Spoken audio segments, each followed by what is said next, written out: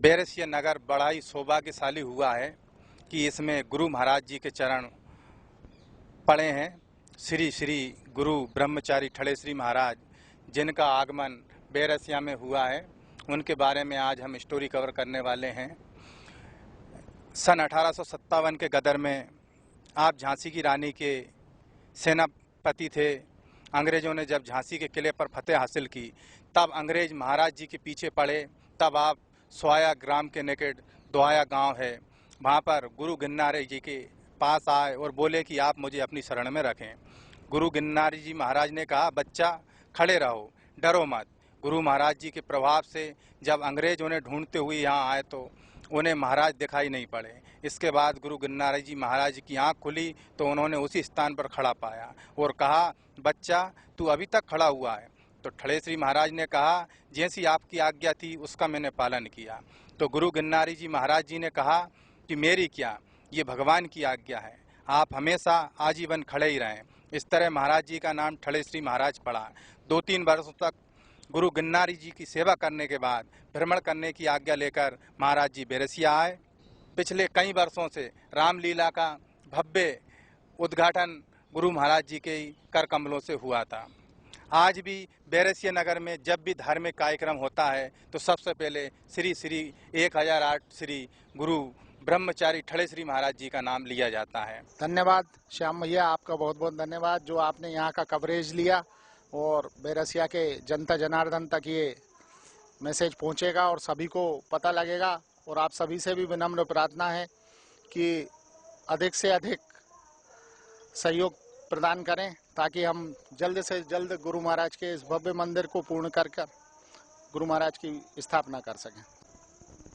अब इस समिति के संरक्षक माननीय श्री सक्सेना जी से हम जानना चाहेंगे कि गुरु महाराज का आगमन बैरसिया में कैसे हुआ और उनकी क्या लीलाएं रही, इसके विषय में आप जानकारी दें। हाँ, गुरु महाराज जो है झांसी की रानी के सेवक थे, सैनिक थे।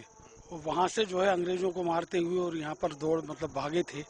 उनके पीछे अंग्रेज सेना थी। यहाँ पर आके दोहाई में एक पंडित जी, एक महात्मा जी जो है वो पूजा कर रहे थे। तो गिरनारी जी महाराज, उन्हीं के नाम से गिरनागिनी पर्वत भी है, यहाँ पे पहाड़ है एक, वहाँ पूजा कर रहे थे। उनने उनसे कहा गुरु महाराज ने, साहब मुझे छुपा लो कहीं, मेरे पीछे अंग्रेज सेना पड़ी है। तो उनके भाई, बच्चा मैं कहाँ छुपाऊँ तुम्हें, मैं तो खुद ही अकेला यहाँ पड़ा हूँ। कि नहीं, आप तो मुझे छुपाओ कैसे भी करके। उनका ठीक है, मेरे पीछे जाके खड़ा हो जा। तो पीछे जाके खड़े हो गए वो।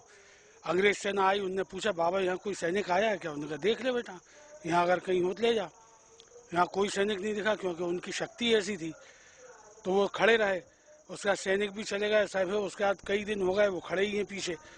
फिर एक बार उन्होंने बाहर आके कहा पंडित जी ने कि बेटा तू अभी तक खड़ा ही है, आपने ही कहा था खड़े हो जाओ।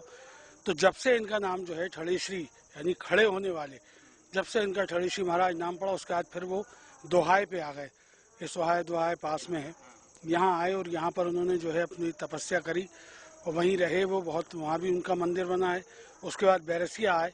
बैरसिया में यहाँ उन्होंने कई लीलाएं करी। रामलीला उन्हीं के द्वारा शुरू करी गई है। यहाँ अखाड़ा भी है सामने, ये छतरी के, यहाँ पर लोगों को जोर वगैरह कराया करते थे। रामलीला की स्थापना कितने वर्ष पहले करी थी गुरुदेव ने?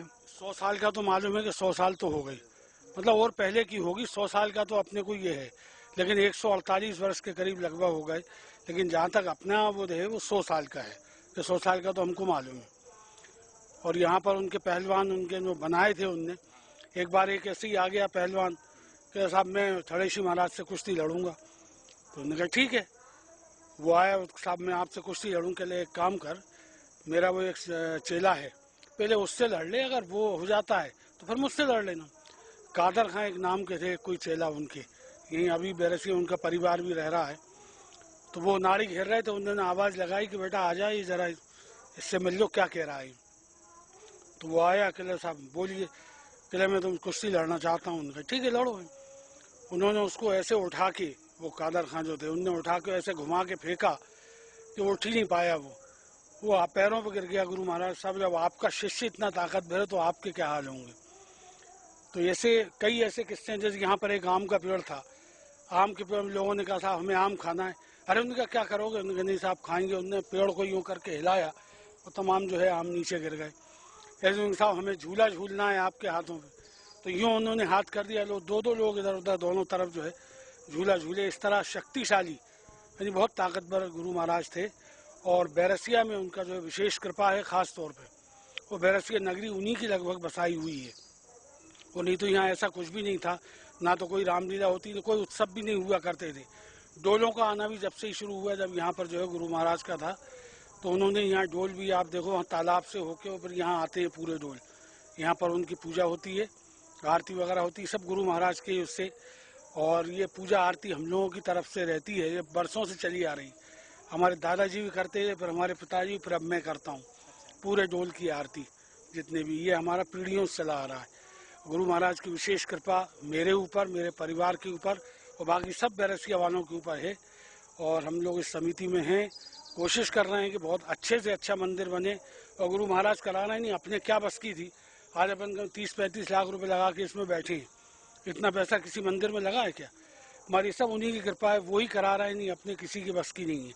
अब थोड़ा सा काम रह गया उनकी स्थापना का है, वही कहीं से पैसे की जुगाड़ करेंगे, स्थापना भी हो जाएगी। हम लोग तो प्रयासरत हैं, बाकी सब उनकी कृपा होगी। ऐसे चमत्कारी और सिद्ध पुरुष श्री श्री 1008 श्री गुरु ब्रह्मचारी ठड़ेश्वरी महाराज जी के मंदिर प्रांगण में आज हम खड़े हुए हैं।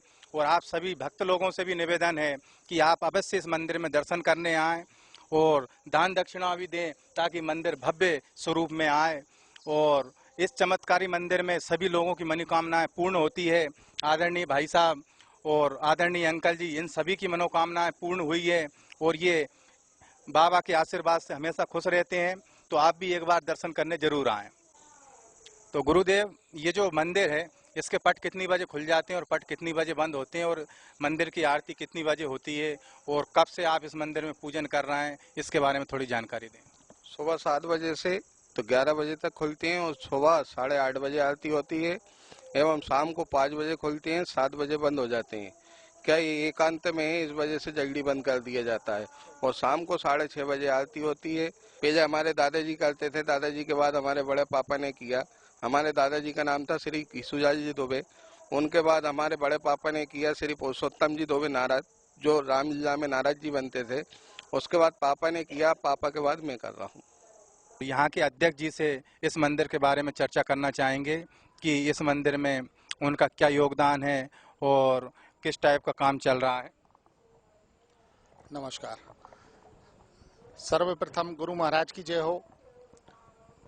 पूरे नगरवासियों के सहयोग से हमने वर्ष 2008 में यहाँ छतरी मंदिर पर निर्माण कार्य प्रारंभ किया था, जिसमें उस समय रहे जनप्रतिनिधियों के अथक प्रयासों और सहयोगों से हम इस कार्य को प्रारंभ कर पाए थे। और उसके बाद भी जो भी क्षेत्र में जनप्रतिनिधि रहे, उनका हमें भरपूर सहयोग मिलता रहा एवं नगर की जनता ने बढ़ चढ़कर अपने अपने हिसाब से तन मन धन से भरपूर सहयोग किया। और बैरसिया नगर के जितने भी आयोजन हैं, हिंदू उत्सव समिति के समस्त आयोजनों की शुरुआत गुरु महाराज की छतरी से ही प्रारंभ होती है एवं रामलीला कमेटी का आयोजन भी गुरु महाराज की ही देन है। गुरु महाराज ने कई वर्षों पहले इन सब परंपराओं की शुरुआत की थी, जिसे हमारे नगर के युवा धर्म प्रेमी बंधु माताएं बहनें सभी निरंतर ये प्रयास में रहती हैं और इस परंपरा का निर्वहन बराबर कर रही हैं। और नगर में ये सब परंपराएं प्रतिवर्ष होती रहती हैं। इसी कड़ी में वर्ष 2008 में हमने जब निर्माण कार्य प्रारंभ किया था, तो मैं एवं हमारी समिति के हम 11 लोग, मंदिर के पुजारी जी और नगर के जो भी सेवाभावी लोग हैं जो मंदिर में आस्था से जुड़े हुए हैं, उन सभी के सहयोग से हमने एक छोटी सी शुरुआत की थी। तब हमें ये लगता था कि हम ये शुरुआत कर जरूर छोटे रूप में रहे हैं, लेकिन मंदिर बनते बनते नगर का और आसपास के क्षेत्रों का सबसे ऐतिहासिक मंदिर, भव्य मंदिर बनकर गुरु महाराज का तैयार होगा। हमने ये मंदिर में जो कार्य कराया वो राजस्थान के दौसा से लाल पत्थर पे पूरी कलाकारी और वर्क वगैरह करके जो पत्थर वत्थर का काम कराया है, वो पूरा हाथ की कलाकारी का किया हुआ काम है। अभी वर्तमान में लगभग 80% काम यहाँ का हो चुका है पूर्ण। 20% और कार्य जो बचा है वो हम सब लोगों का ये सोचना था कि ये इस वर्ष में स्थापना का कार्य हो जाए, परंतु कोरोना काल की वजह से सारी व्यवस्थाएं चरमरा गईं और हम इस वर्ष स्थापना करने में असमर्थ रहे।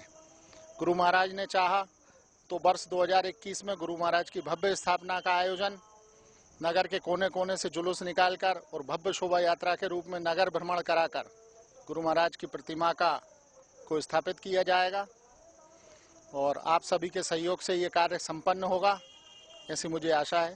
धन्यवाद।